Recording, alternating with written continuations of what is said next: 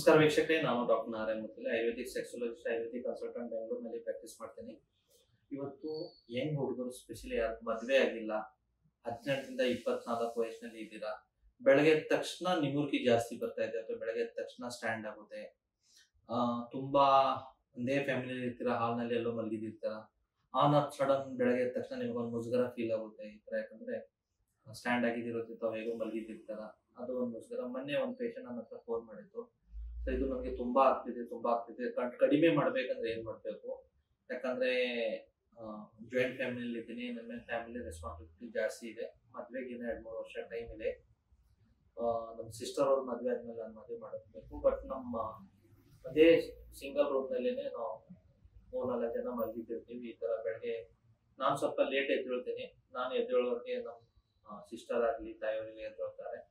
So ಇದು ಸ್ವಲ್ಪ ನನಗೆ ಅಸಹ್ಯ ಫೀಲ್ ಆಗ್ತಾ ಇದೆ. ಇದು ಕಡಿಮೆ ಮಾಡ್ಬೇಕಂದ್ರೆ ಏನಾದ್ರು ನನಗೆ ಹೇಳಿ ಅಂತ. ಬಟ್ ನೈಸರ್ಗಿಕವಾಗಿ ಹೇಳ್ಬೇಕಂದ್ರೆ ಯಾರು ಹೆಲ್ದಿ ಇರ್ತಾನೆ, ಯಾರ ಬಾಡಿನಲ್ಲಿ ಒಳ್ಳೆ ರೀತಿ ಟೆಸ್ಟೋಸ್ಟೆರಾನ್ ಇದೆ, ಆ ಪುರುಷನಲ್ಲಿ ಇದು ಮಾರ್ನಿಂಗ್ ಎರೆಕ್ಷನ್ ಏನ್ ಬರ್ತಾ ಇದೆಯಲ್ಲ, that is good sign your body ಏನಿದೆ ಗುಡ್ ಶೇಪ್ ನಲ್ಲಿ ಇದೆ ಅಥವಾ ನಿಮ್ ಸೆಕ್ಸ್ ಲೈಫ್ ಚೆನ್ನಾಗಿದೆ ಅಂತ ಅರ್ಥ. ಯಾಕಂದ್ರೆ whenever you are getting a good proper erection ಬೆಳಗ್ಗೆ ಎದ್ದ ತಕ್ಷಣ, ಅದರ ಅರ್ಥ ನಿಮ್ ಬಾಡಿನಲ್ಲಿ ನಿಮ್ದೇನು ಟೆಸ್ಟೋಸ್ಟೆರಾನ್ ಪುರುಷದ ಹಾರ್ಮೋನ್ ಏನಿದೆ ನೋಡಿ, ಅದು ಜಾಸ್ತಿ ಇದೆ ಅಂತ. ಬೈ ಚಾನ್ಸ್ ಇದು ಬರ್ತಾ ಬರ್ತಾ ನಿಮ್ಗೆ ಎರೆಕ್ಷನ್ ಬೆಳಗ್ಗೆ ಬರ್ಬೇಕು, ಅದು ಕರೆಕ್ಟ್ ಆಗಿ ಬರ್ತಾ ಇಲ್ಲ, ಅಥವಾ ಯಾವಾಗೋ ವಾರಕ್ಕೆ 1 ದಿನ ಅಥವಾ 2 ದಿನ ಬರುತ್ತೆ, ಡೈಲಿ ಬರಲ್ಲ ಅಂದ್ರೆ ಅದರ ಅರ್ಥ ಸ್ಲೋಲಿ ಬಾಡಿನಲ್ಲಿ ಏನೋ ವೀಕ್ನೆಸ್ ಬರ್ತಿದೆ, ಬಾಡಿನಲ್ಲಿ ನರ ದೌರ್ಬಲ್ಯತೆ ಬರ್ತಾ ಇದೆ ಅಂತ. ಸೊ ಇದಕ್ಕೆ ಏನಂದ್ರೆ ಏನ್ ರೀಸನ್, ಎರೆಕ್ಷನ್ ಯಾಕಾಗುತ್ತೆ, ಮತ್ತ ಇದರದ್ದು ಬೆನಿಫಿಟ್ ಏನು, ಇದು ಬರ್ತಾ ಇಲ್ಲ ಅಂದ್ರೆ ಅದರದ್ದು ಯಾಕೆ ಬರ್ತಾ ಇಲ್ಲ ಡೀಟೇಲ್ ಆಗಿ ಎಕ್ಸ್ಪ್ಲೈನ್ ಮಾಡ್ತೀನಿ. ಇನ್ ಕೇಸ್ ತಾವು ಇನ್ನಾವರೆಗೆ ನಮ್ಮ ಚಾನೆಲ್ ಸಬ್ಸ್ಕ್ರೈಬ್ ಮಾಡಿದ್ರೆ ದಯವಿಟ್ಟು ಸಬ್ಸ್ಕ್ರೈಬ್ ಮಾಡಿ. ಯಾಕಂದ್ರೆ sex related A to Z information ಇದ್ರ ಮೇಲೆ ಇರುತ್ತೆ. ಏನ್ ತಿನ್ಬೇಕು, ಏನ್ ತಿನ್ಬಾರ್ದು, ಎಲ್ಲ ಹೆಲ್ದಿ ಫುಡ್ ಬಗ್ಗೆ ನಾನು ಹೇಳ್ತೀನಿ ಇದರಲ್ಲಿ. ಸೊ ಸೈಂಟಿಫಿಕ್ ನಲ್ಲಿ ಏನ್ ಮಾರ್ನಿಂಗ್ ಎರೆಕ್ಷನ್ ಏನ್ ಹೇಳ್ತೀವಿ ನೋಡಿ, ಅದಕ್ಕೆ ನಾವು ನಾಕ್ಟರ್ನಲ್ ಪೆನೈಲ್ ಟ್ಯೂಸೆನ್ಸ್ ಅಂತೀವಿ. ಅದರದ ಅರ್ಥ ಏನಂದ್ರೆ ಬೆಳಗ್ಗೆ ಎದ್ದ ತಕ್ಷಣ ಪ್ರಾಪರ್ ಎರೆಕ್ಷನ್ ಬರಬೇಕು. ಸೊ ಅದು ಯಾಕೆ ಬರುತ್ತೆ ಅಂದ್ರೆ ಅದಕ್ಕೆ 3-4 ರೀಸನ್ಸ್ ಇರುತ್ತೆ. ಒಂದು, ನಮ್ಮ ಸ್ಲೀಪ್ ಪ್ಯಾಟರ್ನ್. ನಾವು ಕರೆಕ್ಟ್ ಆಗಿ 6 to 8 ಅವರ್ಸ್ ಮಲಗ್ತಾ ಇದೀವಿ, ಮೈಂಡ್ ಒಳ್ಳೆ ರೀತಿ ರಿಲ್ಯಾಕ್ಸೇಷನ್ ಆಗಿದೆ, ಜೊತೆಗೆ ನಮ್ಮ ಸ್ಲೀಪ್ ನಲ್ಲಿ ಪ್ಯಾಟರ್ನ್ಸ್ ಇರುತ್ತೆ. ಅದರಲ್ಲಿ ಒಂದು ಪ್ಯಾಟರ್ನ್ ಅಂದ್ರೆ REM ಪ್ಯಾಟರ್ನ್ ಅಂತ. ಅಂದ್ರೆ ಇದರಲ್ಲಿ ನಮ್ ಐ ಏನಿರುತ್ತೆ ನೋಡಿ, ಐ ಲೀಡ್ ಹಿಂದ್ಗಡೆ ಹೋಗುತ್ತೆ, ಅವಾಗ ಮೈಂಡ್ ಕಾಗ್ನಿಟಿವ್ ಫಂಕ್ಷನ್ ತುಂಬಾ ಏನಾಗುತ್ತೆ, ನಾವು ಎಚ್ಚರಿಕೆನಲ್ಲಿ ಹೇಗಿರ್ತೇವೆ ನೋಡಿ ಆ ತರಾನೇ ಇರುತ್ತೆ. ಒಂದು ಡ್ರೀಮ್ಸ್ ನಲ್ಲಿ ಅಂದ್ರೆ ಅಲ್ಲಿ ಕನ್ಸು ಬೀಳ್ತಾ ಇದೆ, ಬಟ್ ನಮಗೇನ್ ಫೀಲ್ ಆಗ್ತಾ ಇದೆ ಅಂದ್ರೆ ನಾವು ರಿಯಾಲಿಟಿನಲ್ಲಿನೇ ನಡೀತಾ ಇದೆ, ನಾನೇ ಅದರಲ್ಲಿ ಪಾರ್ಟಿಸಿಪೇಷನ್ ಇದೆ ಅಂತ. ಅದು ಡೀಪೆಸ್ಟ್ ಫಾರ್ಮ್ ಆಫ್ ಸ್ಲೀಪ್ ಅಂತ ಹೇಳ್ತೇವೆ ನೋಡಿ. ಆ ಟೈಮ್ ನಲ್ಲಿ ಇದು ಎರೆಕ್ಷನ್ ಜಾಸ್ತಿ ಬರುತ್ತೆ. ಎರಡನೇದು, ಸರ್ಟನ್ ಟೈಮ್ ಬ್ಲಾಡರ್ ಫಿಲ್ ಆಗಿದೆ, ಮೂತ್ರಕೋಶ ಫಿಲ್ ಆಗಿದೆ, ಅದು ಏನ್ ಮಾಡುತ್ತೆ, ಬ್ಲಾಡರ್ ಹಿಂದ್ಗಡೆ ಸ್ಯಾಕ್ರಲ್ ನರ್ವ್ ನ ಪ್ರೆಸ್ ಮಾಡ್ಬಿಟ್ಟು ಅದರಿಂದಲೂ ಎರೆಕ್ಷನ್ ಬರುತ್ತೆ. ಮೂರನೇದು, ಬೆಳಗ್ಗೆ ನಸ್ಕಿನಲ್ಲಿ ಏನಾಗುತ್ತೆ, ಸ್ವಲ್ಪ ನೈಟ್ ಏನೋ ಸೆಕ್ಸ್ ಬಗ್ಗೆ ಯೋಚನೆ ಮಾಡಿದಿರ್ತೀರಾ, ಸೆಕ್ಸ್ ಬಗ್ಗೆ ಯಾವ್ದೋ ವಿಡಿಯೋ ನೋಡಿದಿರ್ತಾರ, ಅದೇ ಅರ್ಲಿ ಮಾರ್ನಿಂಗ್ ಕನ್ಸನಲ್ಲಿ ಬಂದ್ಬಿಟ್ಟು ಅದು ಏನೋ ರಿಯಾಲಿಟಿ ನಡೀತಾ ಇರುತ್ತಲ್ಲ, ಅದೇ ಎಲ್ಲೋ ಕಿಸ್ಸಿಂಗ್ ಸೀನ್ ನೋಡ್ತೀರಾ, ನಾವು ಕಿಸ್ ಮಾಡ್ತಾ ಇದ್ದೀವಿ ಅಂತ ಫೀಲ್ ಮಾಡ್ಬಿಟ್ರೆ ಅದೇ ಎರೆಕ್ಷನ್ ಅಲ್ಲಿ ಬಂದ್ಬಿಡುತ್ತೆ. ಸೊ ಜೊತೆಗೆ ಏನಂದ್ರೆ ಮಲಗುವಾಗ ನೋವಿಂಗ್ಲಿ ಅನ್ನೋಯಿಂಗ್ಲಿ ಪ್ರೈವೇಟ್ ಪಾರ್ಟಿ ಟಚ್ ಮಾಡಿದಿರ, ಆ ಕಂಡೀಷನ್ ಅಲ್ಲೂ ಏನಾಗುತ್ತೆ, ಇದು ಸ್ವಲ್ಪ ಟಚ್ ಆದ್ರೆ ಇಮಿಡಿಯೇಟ್ಲಿ ಇನ್ಸ್ಟಂಟ್ ಆಗಿ ಏನಾಗುತ್ತೆ, ರಿಯಾಕ್ಟಿವೇಟ್ ಆಗುತ್ತೆ. So that is good sign actually, ಇದು ಬರ್ಬೇಕು.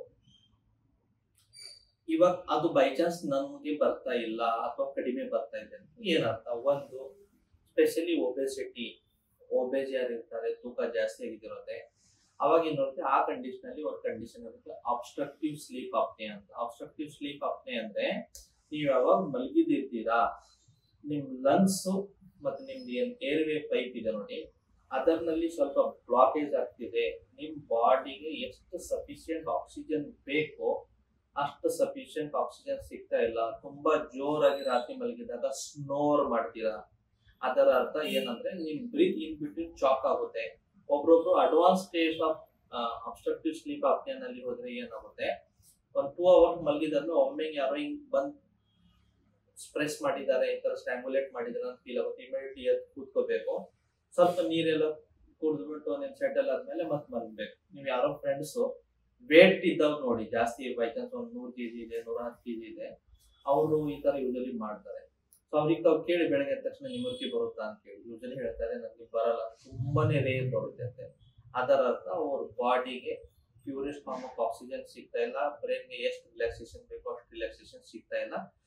ಸ್ಲೋಲಿ ಒಬೆಸಿಟಿದಿಂದ ಅಬ್ಡಮೆನ್ ಅರೌಂಡ್ ಫ್ಯಾಟ್ ಜಾಸ್ತಿ ಇದ್ ಕಡೆಯಿಂದ ಸ್ತ್ರೀಯರ ಹಾರ್ಮೋನ್ ಈಸ್ಟ್ರೋಜನ್ ಜಾಸ್ತಿ ಆಗಿಟ್ಕೊಳ್ಳೋದು, ಟೆಸ್ಟೋಸ್ಟೆರಾನ್ ಕಡಿಮೆ ಆಗಿನೋ ಏನಾಗುತ್ತೆ ಅವ್ರಿಗೆ ಸ್ವಲ್ಪ ಇದು ಎರೆಕ್ಷನ್ ಅಲ್ಲಿ ಸಮಸ್ಯೆ ಆಗ್ತಾ ಇರುತ್ತೆ. ಇವಾಗ ಫಾರ್ ಎಕ್ಸಾಂಪಲ್ ನನಗೆ ಬರ್ತಾ ಇಲ್ಲ ಅಂದ್ರೆ ನಾನು ಏನ್ ಮಾಡ್ಬೇಕು? So if are young around 30 to 40 years age, weekly twice ಬರ್ತಾ ಇದೆ, ಡೈಲಿ ಬರ್ತಾ ಇದೆ, ತಲೆ ಕೆಡಿಸ್ಕೋಬೇಡಿ.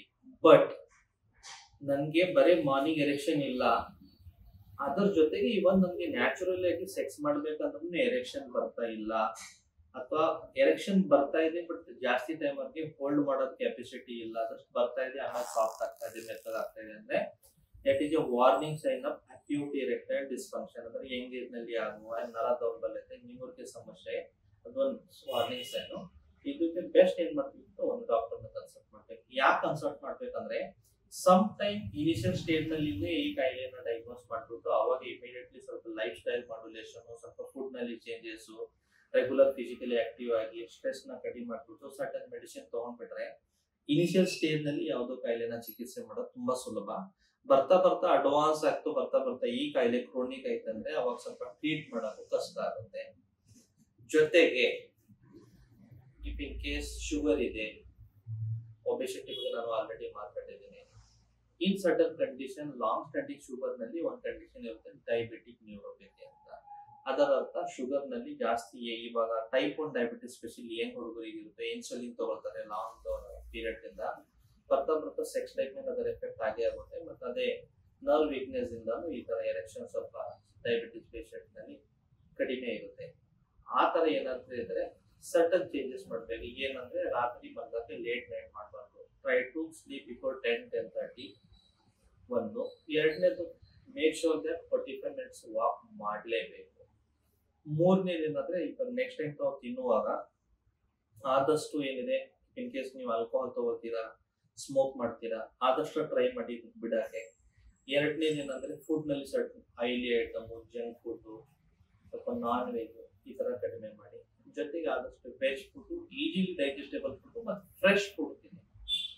ಹಣ್ಣುಗಳು, ರಾ ಫುಡ್, ಹಾಲು, ತುಪ್ಪ ಇದರ ಪ್ರಯೋಗ ಜಾಸ್ತಿ ಮಾಡಿ.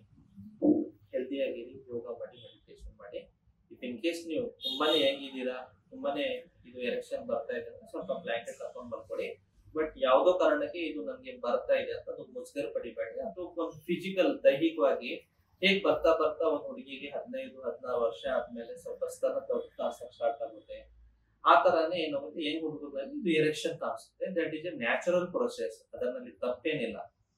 ನಿಮ್ ಮನೆಯಲ್ಲಿ ಹಿರಿಯರು ಇದ್ರು ಅವರು ಈ ಮಾತನ್ನ ಅರ್ಥ ಮಾಡ್ಕೊಂತಾರೆ. ಈ ತರ ಇಂಟ್ರೆಸ್ಟಿಂಗ್ ನಿಮ್ಗೆ ವಿಷಯ ಮೇಲೆ ಏನಾದ್ರು ಪರ್ಟಿಕ್ಯುಲರ್ ಮಾಹಿತಿ ಬೇಕಂದ್ರೆ ಕಮೆಂಟ್ ಬಾಕ್ಸ್ ನಲ್ಲಿ ಕಮೆಂಟ್ ಮಾಡಿ. ಬರುವ ದಿನಗಳಲ್ಲಿ ಈ ವಿಷಯ ಬಗ್ಗೆ ಮಾತಾಡ್ತೀನಿ.